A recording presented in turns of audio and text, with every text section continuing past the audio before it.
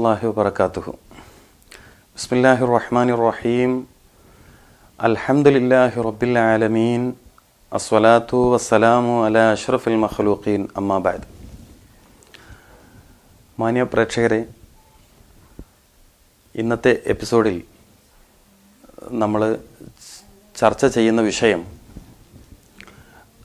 ഏറ്റവും സന്തോഷകരമായ, ആനന്ദകരമായ ഗർഭകാലഘട്ടം എങ്ങനെ ആസ്വദിക്കാം എന്നതിനെക്കുറിച്ച് തിബ്ബുൻ നബവി എന്തു പറയുന്നു എന്നതാണ്.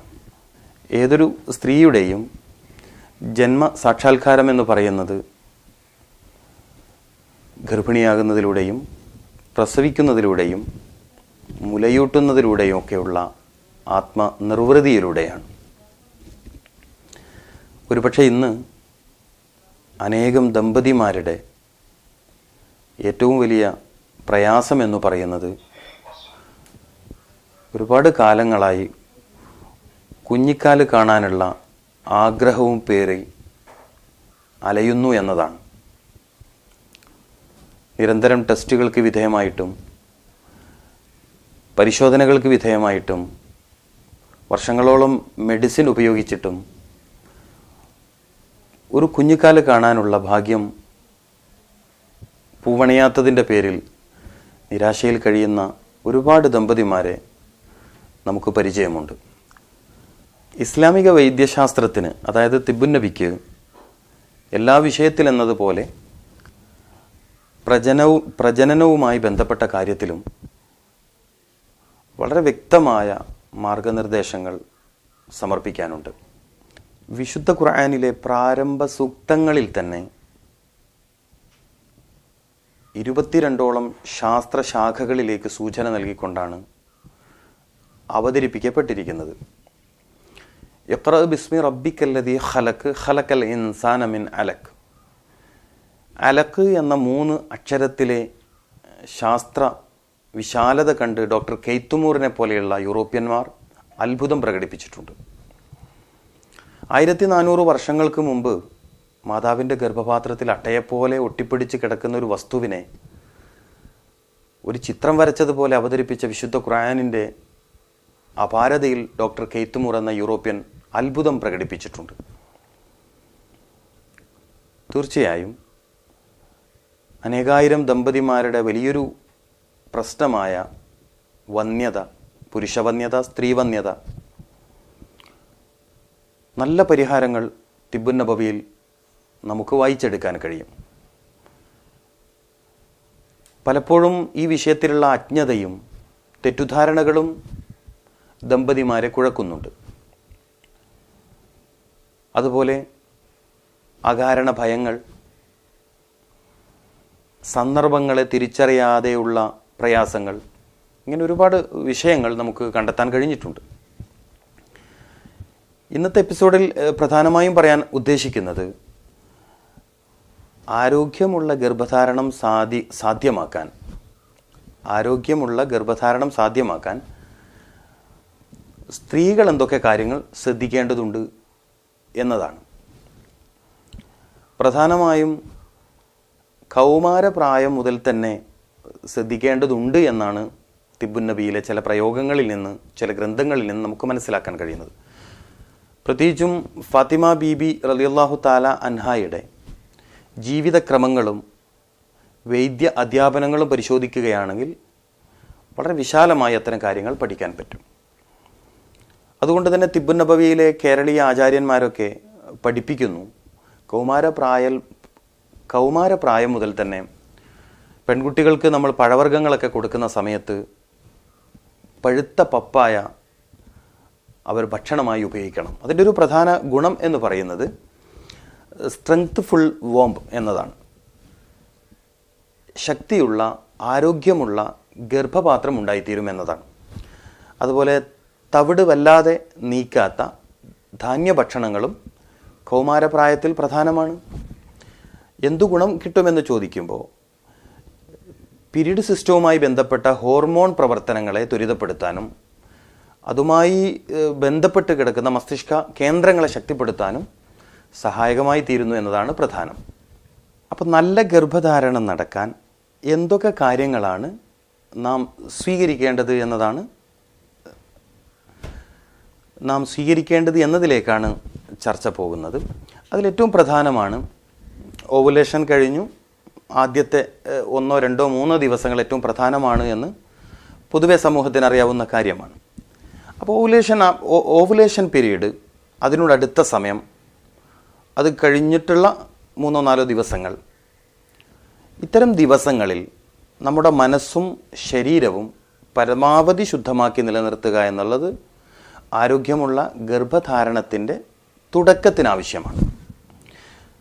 മെൻ്റലി, മാനസികമായി നിങ്ങൾ എത്രമാത്രം സന്തോഷത്തിലാണ് എന്നതും ശാരീരികമായി നിങ്ങൾ എത്രമാത്രം റിലാക്സ്ഡ് ആണ് എന്നതും ആരോഗ്യമുള്ള ഗർഭധാരണത്തിൽ വളരെ പ്രധാനമാണ് എന്ന് തിബ്ബുൻ നബവി സിദ്ധാന്തിക്കുന്നു.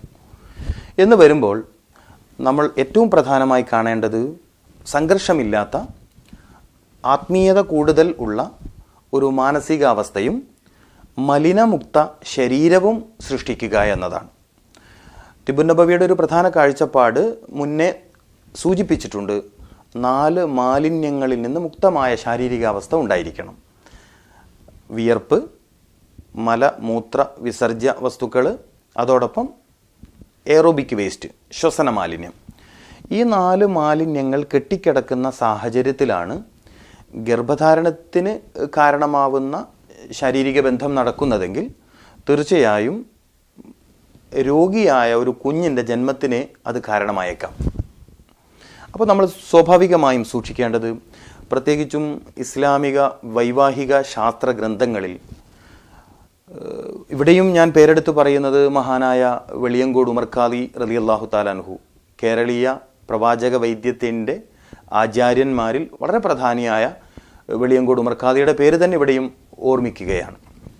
അദ്ദേഹത്തിൻ്റെ മഖാസിദുൻ നിക്കാഹ് പോലത്തെ വിവാഹ ജീവിതത്തിൻ്റെ ഉദ്ദേശങ്ങളെ വിശദീകരിക്കുന്ന ഗ്രന്ഥങ്ങളിൽ ഇത്തരം കാര്യങ്ങളൊക്കെ സവിസ്തരം പ്രതിപാദിക്കുന്നുണ്ട്. അപ്പോൾ സ്വാഭാവികമായും സഹോദരിമാർ ശ്രദ്ധിക്കേണ്ട ഒരു പ്രധാനപ്പെട്ട കാര്യമാണ് ശരീരം ശുദ്ധമായിരിക്കണം. എന്ന് വച്ചാൽ നന്നായി വിയർക്കുന്ന ശാരീരികാവസ്ഥ ഉണ്ടാവണം.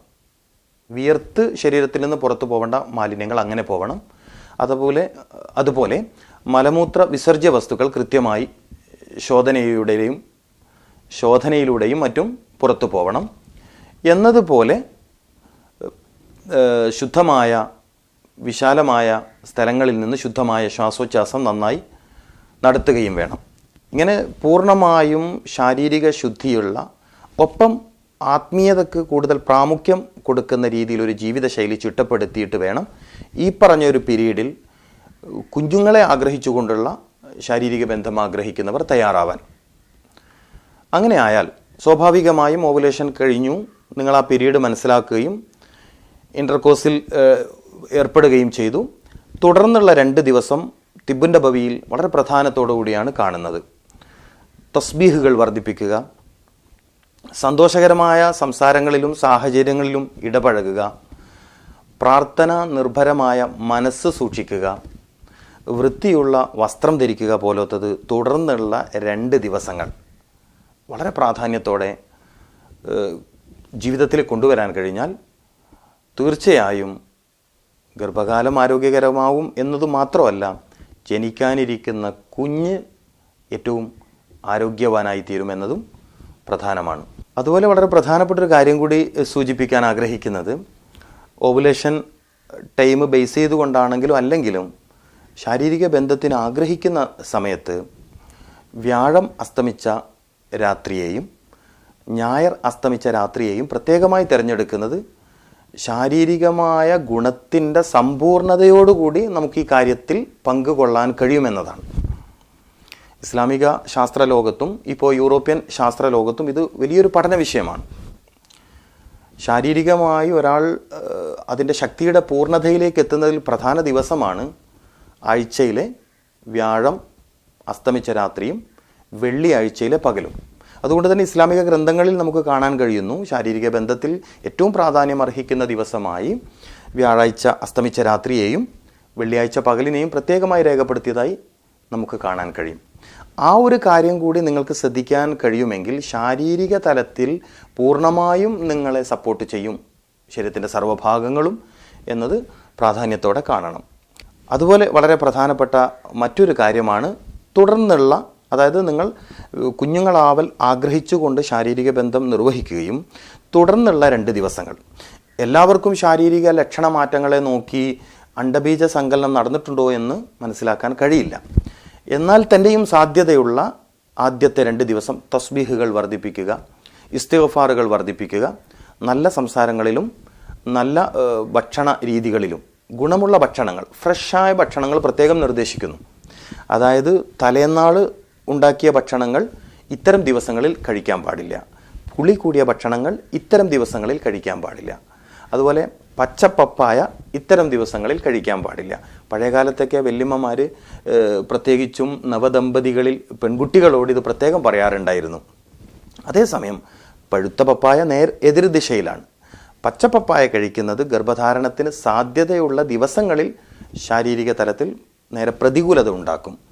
കാരണം ഗർഭപാത്രത്തെ പിടിച്ച് കുലുക്കാനുള്ള കഴിവ്, ശിവർ ചെയ്യിക്കാനുള്ള കഴിവ് പച്ചപ്പപ്പായക്കുണ്ട്. അതിൻ്റെ കിടപ്പ് തന്നെയും മലാശയത്തിനും മൂത്രാശയത്തിനും ഗർഭപാത്രം ഏതു പ്രകാരമാണോ കിടക്കുന്നത് അത് പ്രകാരമാണ് പപ്പായ. ചിലയിടങ്ങളിൽ കർമൂസ, ചിലയിടങ്ങളിൽ കപ്പക്ക എന്നൊക്കെ പറയും, അതതിൻ്റെ ചെടിയിൽ കിടക്കുന്നത്. നമ്മൾ സ്വീകരിക്കേണ്ടുന്ന സമീപനം എന്ന് പറയുന്നത് കൂടുതലായി ഗർഭധാരണത്തെക്കുറിച്ചുള്ള ശുഭ പ്രതീക്ഷ വേണം, നല്ല പ്രതീക്ഷ വേണം. ഈ ഒരു ബന്ധത്തിലൂടെ ആരോഗ്യമുള്ള ഒരു കുഞ്ഞ് ജന്മം കൊള്ളാൻ സാധ്യതയുണ്ട് എന്ന നല്ല പ്രതീക്ഷ ഈ ഘട്ടത്തിൽ വളർത്തണം. പ്രത്യേകിച്ചൊരു 10-15 ദിവസം വരെ സാധാരണ ആളുകളിൽ ഒരു ലക്ഷണവും പ്രകടമാവില്ല. ചില ആളുകൾക്ക് അടിവയറിൽ കനം വരിക, ഹൃദയത്തിന് സാധാരണ ഉള്ളതിനേക്കാൾ ഒരുതരം ചാട്ടം അനുഭവപ്പെടുക, നെറ്റിയിൽ പതിവിന് വിപരീതമായ വിയർപ്പ് കണങ്ങൾ ഉണ്ടാവുക, അപൂർവം ചില ആളുകളിൽ തലകറക്കം പോലെ ഫീൽ ചെയ്യുക. ഇങ്ങനെ ചില ആളുകളിൽ മാത്രം അപൂർവം ചില ലക്ഷണങ്ങൾ പ്രത്യക്ഷപ്പെടാമെങ്കിലും കൂടുതൽ ആളുകളിലും സാധ്യത കുറവാണ്. അതുകൊണ്ട് തന്നെ നമ്മൾ ആഗ്രഹിക്കുന്ന ആ ഒരു ലക്ഷ്യത്തിലേക്ക് ശാരീരികമായും മാനസികമായും ശ്രദ്ധിക്കുക എന്നതാണ് പ്രധാനം. ഇവിടെ ഏറ്റവും ഇമ്പോർട്ടൻ്റ് പോയിന്റ് തവക്കുൽ എന്ന് പറയും. ഇസ്ലാമിക മതപണ്ഡിതർ തവക്കുൽ, ഭരമേൽപ്പിക്കുക. ഞാൻ ഏതൊരു കാര്യം ആഗ്രഹിച്ചു ഒരു പ്രവൃത്തി ചെയ്തുവോ ആ പ്രവൃത്തിയിലെ വിജയം ഞാൻ ദൈവത്തിങ്കൽ, അള്ളാഹുവിങ്കൽ അർപ്പിക്കുന്നു എന്ന മാനസിക അവസ്ഥ ഉണ്ടാക്കിയെടുക്കൽ. അത് ആരോഗ്യകരമായ ഗർഭധാരണത്തിൻ്റെ പ്രഥമഘട്ടത്തിന് ആവശ്യമാണ്. തവക്കുൽ ചെയ്യുന്ന മൈൻഡ്, ഭരമേൽപ്പിക്കുന്ന മനസ്സ്. ഈ ഭരമേൽപ്പിക്കുന്ന മനസ്സിൻ്റെ പ്രത്യേകത സന്തോഷകരമായൊരു സാഹചര്യം ഉണ്ടാകും. ഭരമേൽപ്പിക്കാത്ത മനസ്സിൻ്റെ പ്രശ്നം ആശങ്കയുണ്ടാകും, വറിയായിരിക്കും എപ്പോഴും. അതിനെ തരണം ചെയ്യാൻ ഏറ്റവും പ്രധാനപ്പെട്ടൊരു കാര്യമാണ് തവക്കുൽ ചെയ്യുന്ന മനസ്സ് എന്നത്. ഇവിടെയും നിങ്ങൾക്ക് അതിലെ ഒരു ആത്മീയത വർദ്ധിപ്പിക്കാൻ സൂറത്തുൽ ഫാത്തിഹ, ഫാത്തിഹയിൽ ഷിഫയുണ്ടെന്ന് നബി സല്ലല്ലാഹു അലൈഹി വസല്ലമ തങ്ങൾ പറഞ്ഞിട്ടുണ്ട്, സർവ്വരോഗത്തിനും എന്നാണ്. ആരോഗ്യാവസ്ഥ സൃഷ്ടിക്കാൻ ഫാത്തിഹ ഒരു നല്ല പ്രാർത്ഥനയാണ്. ഫാത്തിഹ വർദ്ധിപ്പിക്കാം. എന്നതുപോലെ സൂറത്തുൽ അലക്ക്, കുൽ ഇഖ്റ ബിസ്മി റബ്ബിക്കല്ലദീ ഖലഖൽ ഇൻസാന മിൻ അലക്ക്, വിശുദ്ധ ഖുർആനിലെ പ്രഥമ സൂക്തം നിങ്ങൾക്ക് നിരന്തരം പാരായണം ചെയ്തുകൊണ്ട് ഒരു ആത്മീയമായ മാനസികാവസ്ഥ ഉണ്ടാക്കാം. ഇത് ഗർഭധാരണം നടക്കാത്ത ദമ്പതികൾക്കും ഒരു പ്രീച്ചിങ് തെറാപ്പി എന്ന നിലയിൽ, പ്രാർത്ഥന എന്ന നിലയിൽ വളരെ എഫക്റ്റീവായ ഒരു ഖുറാനിക് മെഡിസിനാണ്. സൂറത്തുൽ അലക്ക് പരമാവധി പാരായണം ചെയ്തുകൊണ്ട് അതിൽ ചിന്തിക്കുന്ന ഒരു ഹൃദയാവസ്ഥ സൃഷ്ടിക്കുന്നത് ഇൻഫെർട്ടിലിറ്റി, വന്ധ്യത അനുഭവിക്കുന്ന, അതിൻ്റെ പ്രയാസം അനുഭവിക്കുന്ന ദമ്പതിമാർക്ക് വളരെ സഹായകമായതായിട്ട് അനുഭവത്തിൽ നമുക്ക് പറയാനുണ്ട്. അപ്പോൾ സൂറത്തുൽ ഫാത്തിഹ പാരായണം ചെയ്യുന്നു, സൂറത്തുൽ അലക്ക് പാരായണം ചെയ്യുന്നു. സുബ്ഹാനല്ലാഹ് എന്നതോ സുബ്ഹാന റബ്ബിക റബ്ബിൽ ഇസ്സത്തി അമ്മാ യസിഫൂൻ എന്ന രൂപത്തിലോ, സുബ്ഹാനല്ലാഹി അമ്മാ യസിഫൂൻ എന്ന രൂപത്തിലോ, സുബ്ഹാനല്ലാഹി വബിഹംദിഹി സുബ്ഹാനല്ലാഹിൽ അലീം എന്ന രൂപത്തിലോ ഉള്ള തസ്ബീഹുകൾ വർദ്ധിപ്പിക്കുന്നത് നല്ലൊരു പ്രാർത്ഥനയാണ്. എന്നതുപോലെ അല്ലാഹുമ്മ സ്വല്ലി അലാ സയ്യിദിന മുഹമ്മദിൻ വഅലാ ആലിഹി വ അസ്വാജിഹി വസല്ലിം, സ്വലാത്തുൽ ഉമ്മഹാത്ത് എന്ന് പറയും. നബി സല്ലല്ലാഹു അലൈഹി വസല്ലമ തങ്ങളുടെ ഭാര്യമാരെ കൂടി ചേർത്തുകൊണ്ടുള്ള സലാത്താണിത്. ഈ സ്വലാത്ത് ഒരു 250 വരെ എണ്ണം വർദ്ധിപ്പിക്കുന്നത് ഒരു ഏറ്റവും മികവാർന്ന പ്രാർത്ഥനയാണ്. അങ്ങനെ സന്തോഷകരമായ, ആരോഗ്യകരമായ ഗർഭധാരണത്തിൻ്റെ തുടക്കം ആസ്വാദ്യകരമാക്കാം എന്നത് തിബുന്നബവി പഠിച്ച് ജീവിതത്തിലേക്ക് പ്രാവർത്തികമാക്കാൻ കഴിയുന്ന സന്തോഷമാണ്. തീർച്ചയായും അടുത്ത എപ്പിസോഡിൽ ഇതുപോലെ ഇതിനേക്കാൾ വിശാലമായ ആരോഗ്യ ഗർഭകാലഘട്ടത്തിൻ്റെ ആദ്യ ഘട്ടത്തിൽ എന്തൊക്കെ സമീപനങ്ങളാണ് നാം സ്വീകരിക്കേണ്ടത്, പ്രത്യേകിച്ചും സ്ത്രീകൾ സ്വീകരിക്കേണ്ടത് എന്നതാണ് അടുത്ത എപ്പിസോഡിൽ നമുക്ക് വീണ്ടും കണ്ടുമുട്ടാം. തീർച്ചയായും നിങ്ങൾ കാണണം.